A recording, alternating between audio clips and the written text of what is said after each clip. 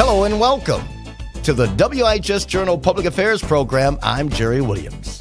Well, Jim and Eleanor Pelley faithfully served the Lord at WIHS for 4 decades. Jim Pelley went home to be with the Lord in the early 2000s, and Eleanor just had her homegoing service this past Wednesday, July 2nd. And that's where I caught up with the Pelley's only daughter, Cindy Tremain. You'll also hear a short clip of Paul Kretschmer's interview with Jim Pelley from 2006, and a surprise at the end.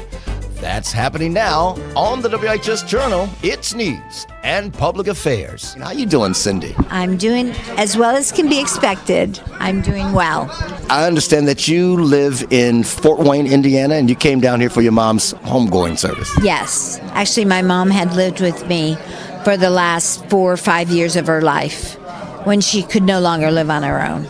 Now, a lot of us know that Jim Pelley was the first voice that WIHS listeners heard.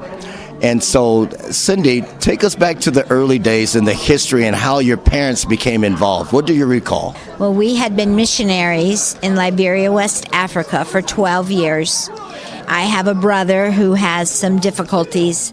And so as a result, my mom and dad left the field to come to the United States to get some help for my brother. Came back to Connecticut because that's where my mom was from, and her sending church was in Connecticut, and they were very helpful. Groton Heights Baptist Church in Groton, Connecticut. They provided housing for us in the interim while we figured out our life, I guess. At the same time, the 3 couples that were praying to start this Christian radio station were ready to go, and they just need somebody to run it. And my dad was very concerned that he would be able to get work because his talents were very, very specialized.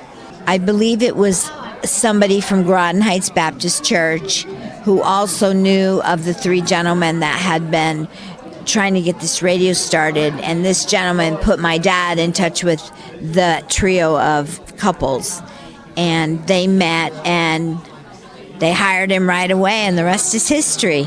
So your parents were missionaries first. For how long have they been in the mission field? Well, I'll tell you, they were married in 1954.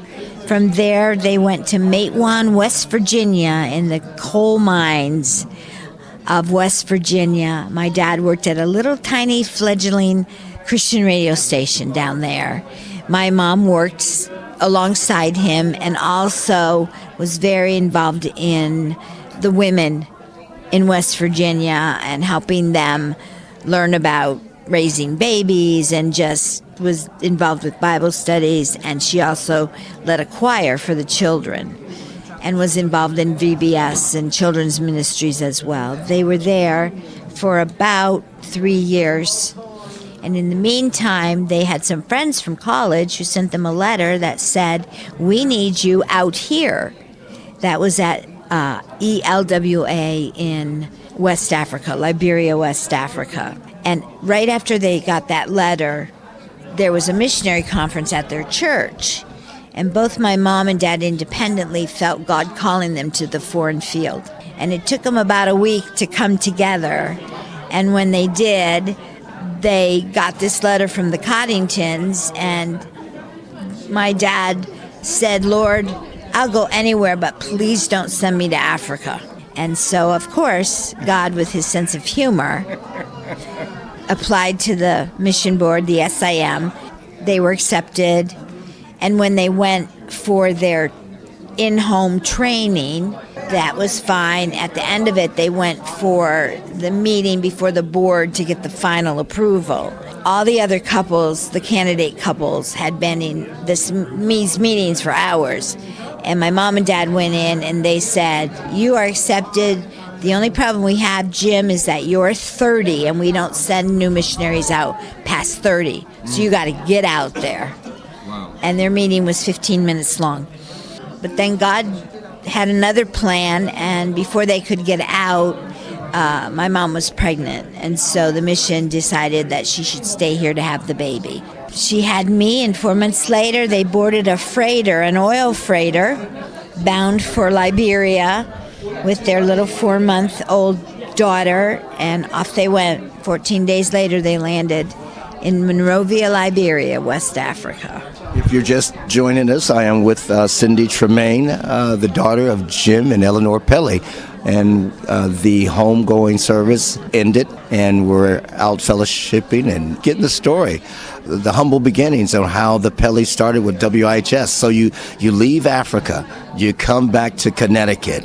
We moved to North Haven, and my dad started working at the radio station.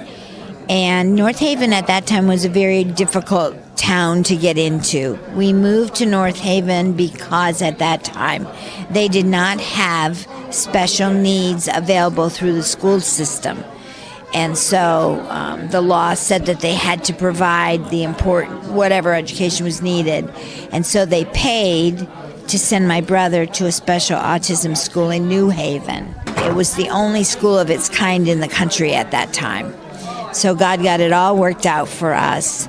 I had a fairly difficult adjustment period. You know, I came to the States not knowing that there were any other radio stations except ELWA. I didn't realize.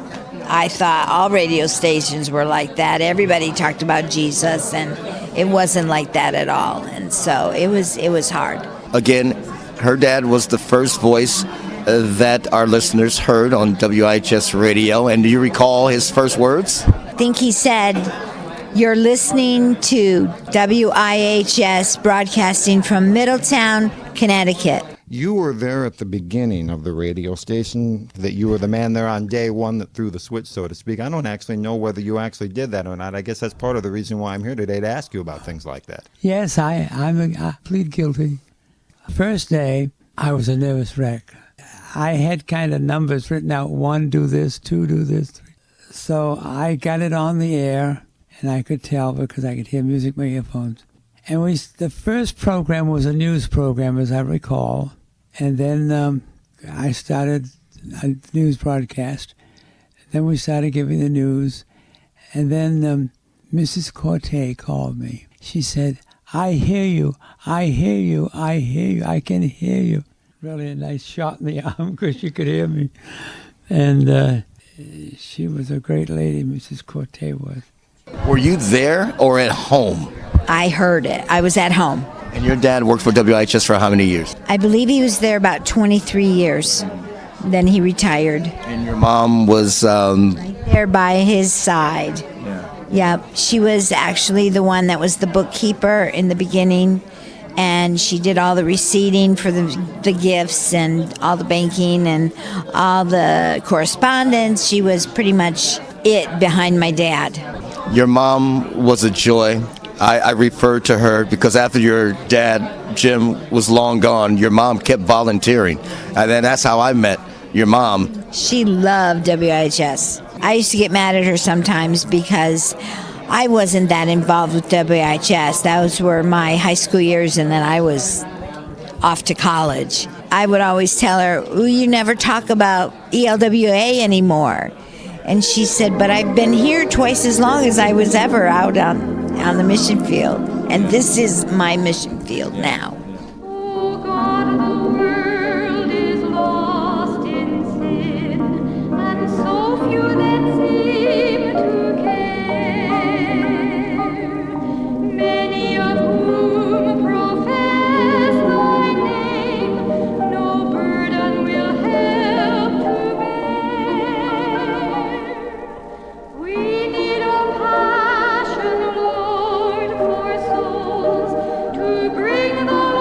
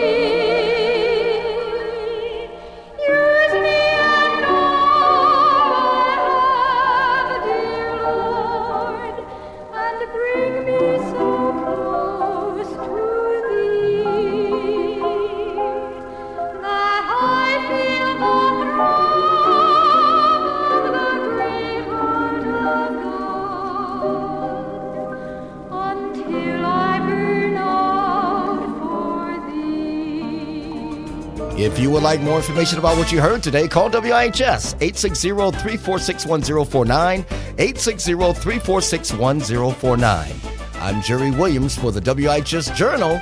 It's news and public affairs.